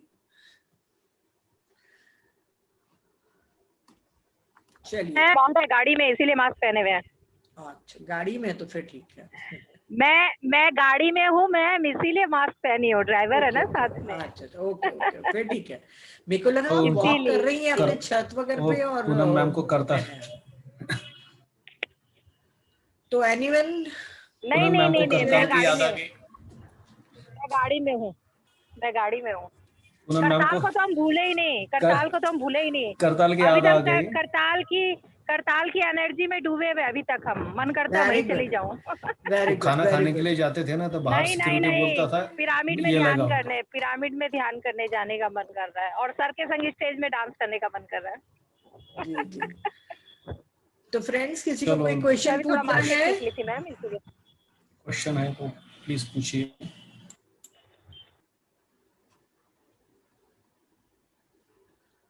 इतने प्यारे बच्चे हैं टीना, शिल्पी और सुप्रिया जी कि कोई पूछना ही नहीं चाह रहा है, बताइए। Very good. चलिए मैं ही पूछती हूँ, शिल्पी जी आपको लगता है कि आपका ट्रांसफॉर्मेशन कुछ हद तक के हो गया है? क्योंकि आप कितना बदली हैं मैम आप। उस कोकोन से बाहर निकल के बटरफ्लाई बनने तक का स्टार्ट हो चुका है। Very good, very good. क्योंकि ट्रांसफॉर्मेशन कितना हो मैम रहा है वो हमारे खुद के सिवाय कोई भी नहीं पहचान पाता, है ना? मैम पहले क्या था ना, अपनी जो भी हमारी जितनी भी शक्तियां हैं, क्षमताएं हैं, उनके बारे में हमें नहीं पता था इस तरीके की, और उसी में उलझे रहते थे। जो भी अपनी लाइफ चल रही है उलझे रहते थे हर एक चीज में, फैमिली में, रिलेशनशिप में, करियर में, सारी चीजों में उलझे रहते थे। लेकिन हर एक चीज को सेपरेटली देख के, अलग रख के समझ में आ रहा है कि हाँ मैं कहाँ हूँ और वो सिचुएशन कहाँ है, चीजें कहाँ है, मैं किधर हूँ। उनसे डिटैच होके उनको देख पा रही हूँ, चीजें समझ में आ रही हैं। जैसे कोई प्लान करते हैं ना, हम मैपिंग प्लान करते हैं, क्या करना है, चीज पहले नहीं थी अब आ गई है, अच्छे से आई है। बिल्कुल बिल्कुल, यस। बहुत अच्छी बात बोली तुमने। क्योंकि अगर हम अपने आप को ही देखते हैं तो हम कितने बदले हैं वो हम अपने आप को बता सकते हैं। बाकी लोग को तो हम धोखा दे सकते हैं कि अरे मेरा तो गुस्सा अपने आप एकदम को नहीं। शांत हो गया है, मुझे तो पैसों से मोह नहीं रह गया, मैं तो अभी बहुत कूल माइंडेड हो गई हूँ। हम दूसरों को मास्क पहना के दिखा सकते हैं, पर जब अकेले होते हैं ना, और जब हम अपने अपने आप को धोखा आप नहीं के दे साथ सकते। बैठते तब सबसे ज्यादा हम अपने आप को इंट्रोस्पेक्शन करते हैं। मैम सबसे अच्छी चीज है कि अपने इमोशंस को ऑब्जर्व करना आ गया है, कि जो थॉट निकल रहा है, वर्ड्स निकल रहे हैं, वो कहाँ से आ रहे हैं, वो इमोशन कैसे आ रहा है, उस पे काम करना आ गया है। तो बहुत सारी अननेसेसरी चीजें होती हैं जहाँ बिना मतलब के पहले उलझे रहते थे, फंस जाते थे, अब वो नहीं होता है। अब पता रहता है कि हाँ कितना इन्वॉल्व होना है, कितना नहीं रहना, खुद का कंट्रोल खुद के हाथ में रहता है। बिल्कुल मैम बिल्कुल। मेरा भी यही हाल है। जहाँ गप्पे मारते थे वो बंद हो गया मेरा, मतलब जो अननेसेसरी टॉक्स है वो कम हो गया, मतलब पूरा ही बंद। किसी के बारे में चुगली करना, वो करना, लेडीज की तो यही आदत थी कि बस ये सीरियल देख लिया तो उसके बारे में नहीं, ये पर कभी कभी थोड़ा करना। चुगली कर ही लेते हैं सुप्रिया जी। अभी इतने महान नहीं हुए कि चुगली ना करें, मैं मान ही नहीं सकती, क्योंकि मैं भी कभी कभी थोड़ी मैम थोड़ी कुछ चुगली करती बोलते हूँ। हैं तो करती है उसमें उस भी। हद से नहीं मैडम, उस हद तक तो नहीं ना, वो चेंज हो गया ना हमारा एटीट्यूड। हाँ, गलत हम नहीं पहले बोलते, परंतु 100% हाँ, था, अभी 50% अगर हो गया, मतलब अगर चेंज तो आ हाँ गया ना हमें। 50 भी नहीं, उससे भी कम हो गया, पर फिर भी कभी कोई कोई सत्य बात अपने को खराब लगी तो अपन शेयर जरूर करते अपने फ्रेंड्स के साथ। वो भी नहीं करना है हमको, पर क्या करें, सही है। इतना जो कूड़ा कचरा जमा और है 50 साल का, धीरे धीरे तो लव जाएगा। अफेक्शन तो बहुत आ गया मैडम, आपको देख के, फिर आपके पास रह के आपका कट हो रहा है मैडम। क्या मेरा आवाज कट हो रहा है? अरे आपका नेटवर्क इश्यू है शायद, नहीं आ रहा हाँ है। बेटा, पता नहीं मेरे नेटवर्क को भी क्या हो गया है। तो चलिए ठीक है। गॉसिप करना तो मैंने भी बिल्कुल छोड़ दिया है। मेरे किसी फ्रेंड का फोन आएगा, बोलेगी ऐसा हुआ वैसा हुआ, मैं कुछ जवाब ही नहीं देती, तो कहेंगी छोड़ फोन रख दे, तू तो तुझसे बात करना ही बेकार है। मैं ओके। सेम ही है, ऐसे ही होने लग गया है अब। बिल्कुल क्योंकि बिल्कुल। हम लोग इधर से कोई जवाब नहीं देते, वो बोलते रहते हैं ऐसा हुआ वैसा हुआ, तो मैं बिल्कुल तो कहेंगी तुझसे तो अब बात नहीं। जब फोन आता है तो मैं कहती हूँ जूम सेशन अटेंड करना है, क्लास है मेरा, प्लीज काट देती हूँ बस। मैं कहीं भी कुछ बिल्कुल। कॉन्फ्लिक्ट हो रहा होता है तो कोई मुझे कुछ कभी कुछ डांटता है तो मैं सोचती हूँ अरे ये तो बॉडी को डांट रहा है, आई एम सोल, मुझे क्या फर्क पड़ता है। मैं अब कोई फर्क नहीं है मुझे कुछ। मैम पहले से बहुत मस्त रहने लग गए हैं, बहुत ज्यादा मस्त। मैं सोल हूँ, सोल को क्या फर्क पड़ता है, ये तो बॉडी को बोल रहे हैं। बिल्कुल। मैं तो हर एक चीज में आनंद को ढूंढना शुरू कर दिया मैंने। कुछ भी करती हूँ तो, और उसमें प्यार, मतलब कोई भी आता है तो लगता है कि ये भी मेरा सोल फैमिली है बस। कोई भी रिश्तेदार कोई भी आता है, फंक्शन में जाती हूँ तो सभी से इतना मतलब प्यार उमड़ के आता है कि वो चाहे वो पहचान वाला हो या ना, बहुत दिनों के बाद मिला हो, मुझसे बात भी नहीं करता, फिर भी लगता है हाँ ये अच्छा, बस हंसते हुए इतना निकलता है। जैसे मीता मैडम से वही सीखा मैंने, प्यार इतना लुटाते हैं, प्यार बाप रे, मैम उनसे एक बहुत चीज बहुत भर और, भर के आ रहे हैं तो मैं भी बांट एक रही चीज शेयर करना चाहूंगी मैम। सुप्रिया जी। हूँ। मैम हाँ शिल्पी बोलो। मैं ये कहना चाहूँगी कि इमोशंस तो पहले भी आते थे सारे के सारे, लेकिन अब इतनी अवेयरनेस आ गई है कि हमें कौन-सी फीलिंग के साथ रहना है, कौन-कौन सी यस, फीलिंग यस। से हमारी वाइब्रेशंस हाई होगी और हुँ, कौन-सी ऐसी है जो हमें लो फील कराएगी। तो वो उसको देखना आ गया है कि पहले बिल्कुल। क्या रहता था, कोई कुछ कह देता था, तो बुरा लग जाता था, काफ़ी घंटों-घंटों तक सोचते रहते थे कि क्यों कहा, क्यों कहा? और वो फटाक से निकल जाता है, अरे यार कुछ ही नहीं, छोड़ो, ये लोअर में लेके जाएगा, अपन को तो हाई में रहना है। यस, तो वो एक अलर्ट बिल्कुल। अलर्ट हो गए हैं अपने लिए, हर हाँ, एक चीज़ बिल्कुल, के लिए बिल्कुल। अवेयरनेस आ गई है, यस, अपने थॉट्स के लिए, वर्ड सब चीज़ के लिए एकदम अलर्ट हो गए हैं। होता है, गुस्सा भी आता है, सारी चीज़ें होती हैं, लेकिन वो पहले जो लिमिटलेस थी ना, अब वो कंट्रोल में है। पता बिल्कुल, रहता है बिल्कुल। कितना हुआ है, तुरंत उससे बाहर निकल के आ जाते हैं। ये बिल्कुल, बहुत अच्छी बिल्कुल। चीज़ हुई है मैम। गिफ्ट है सुप्र मैम, एक तरीके से मेडिटेशन एक गिफ्ट है, जो आपको आपसे ही मिलवा देता है। जब तक आप यस, खुद से नहीं मिलोगे, आप कुछ भी चीज़, कितना भी ज्ञान ले लो, कुछ भी सुन लो, समझ लो, आप नहीं समझ सही कहा। सकते। उसको बिल्कुल सही। प्रैक्टिकली नहीं लेके आ इंद्र सिंह सकते। जी को कुछ उसके क्वेश्चन लिए खुद पूछना है। से जुड़ना ज़रूरी है। वो मेडिटेशन सुप्रिया ही जी से कर पूछना सकता है। है और कोई हाँ, नहीं कर पूछिए, सकता। पूछिए सर। नमस्ते सर। नमस्ते सर। बाकी सब साइलेंट होंगे तो बात करूंगा मैं आपसे। ठीक है सर। नमस्ते मैम, आपके करताल में आए थे अच्छा, अच्छा, और मैडम के साथ फोटो भी सेशंस खिंचवाया था, अच्छा। लेकिन मैडम को एश्योरेंस देता हूँ कि मेरे कारण आपको पॉजिटिव नहीं है, क्योंकि मैं खुद पॉजिटिव नहीं हूँ। आप मुझे कह रहे हैं sir? Yes ma'am, you are positive but I am not मैंने तो पॉजिटिव। कुछ भी नहीं कहा, किसी के लिए भी नहीं, नहीं बोला। नहीं, आई एम श्योर। अब मैं नहीं हूँ देखिए, इसलिए। देखिए करताल में हजारों ने प्यार दिया और किसी हाँ, ये एक ने सही बात। कोरोना दे दिया, तो जब प्यार एक्सेप्टेड है तो कोरोना हाँ, क्यों तो नहीं कोरोना भी एक्सेप्टेड है? अरे वो भी ओके, एक्सेप्टेड है। ओके, चलो now to the Supriya. Yes sir. Supriya, आपने कहा था कि धर्म के बारे में, धार्यति इति धर्म, यस सर। तो धार्यति क्या है?